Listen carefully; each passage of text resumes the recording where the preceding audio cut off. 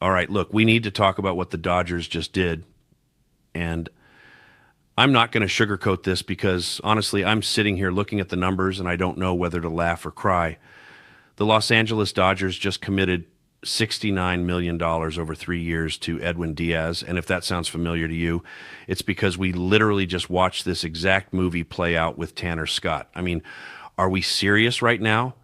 Did Andrew Friedman and the front office just completely forget what happened 8 months ago? Because I sure as hell didn't, and I know you didn't either. Let me paint you the picture of what just went down. The Dodgers had the worst bullpen disaster in recent memory with Tanner Scott. They gave this guy $72 million, dollars, and what did we get? A closer who couldn't close games. A guy who was supposed to be the answer to all our late inning problems became the problem himself.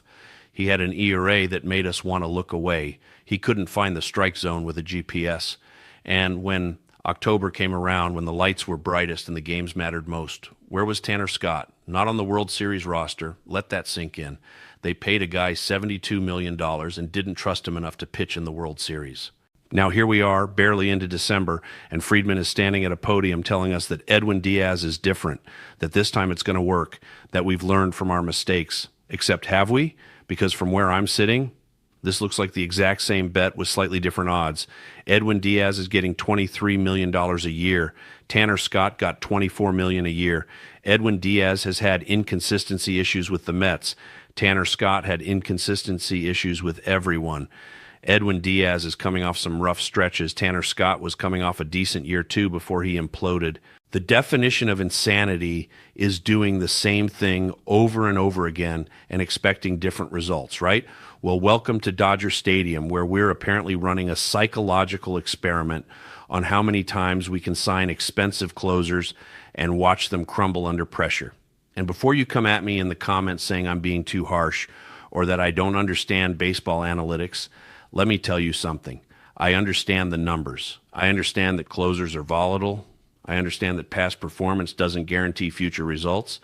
But you know what else I understand? Pattern recognition.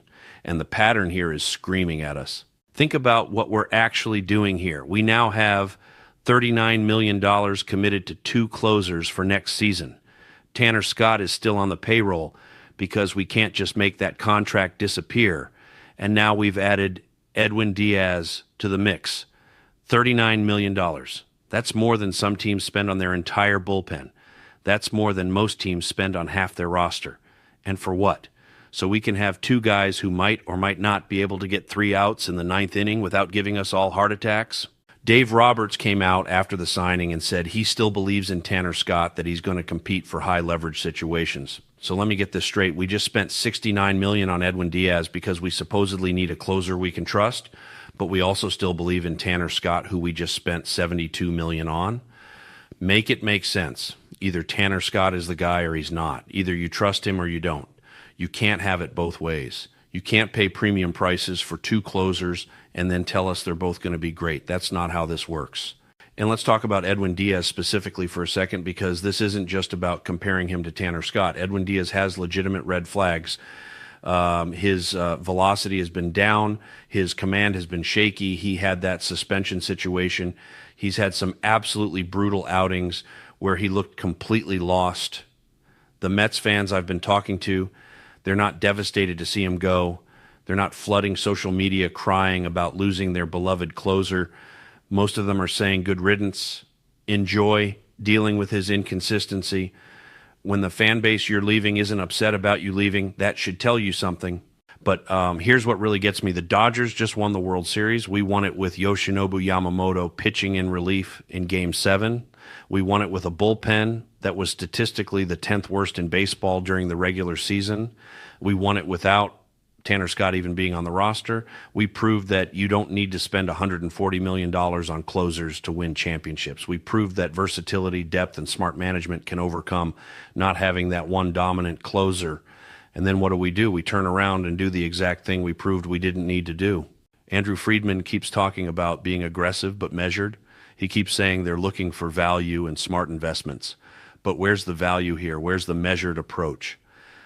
This is panic. This is seeing what happened with Tanner Scott. And instead of learning that maybe elite closers aren't worth these massive contracts, we're doubling down. We're saying, no, the problem wasn't the strategy. The problem was that we picked the wrong guy.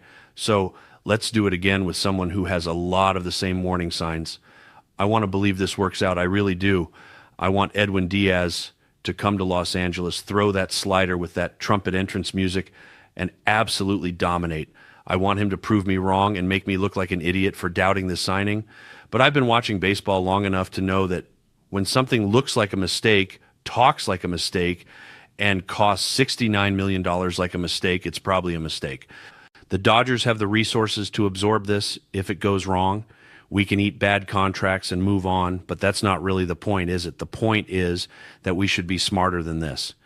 We have one of the best front offices in baseball. We have analytics departments that can tell you the spin rate on a pitch thrown in Double A in the rain. We have resources and information that most teams would kill for. And yet here we are making the same mistake twice in the same calendar year, hoping that this time the outcome will be different. That's not analytics. That's not being smart. That's wishful thinking dressed up in a press conference with fancy statistics. So yeah, Edwin Díaz is a Dodger now. We're paying him $69 million to do what Tanner Scott was supposed to do for $72 million. We're running the same play from the same playbook, expecting it to work this time. And maybe I'm wrong. Maybe Edwin Díaz is going to be lights out, and we're going to look back on this video and laugh at how worried everyone was. But if I'm right, if this blows up in our faces the same way Tanner Scott did, then we need to have a serious conversation about whether this front office has learned anything at all, because right now it really doesn't look like it.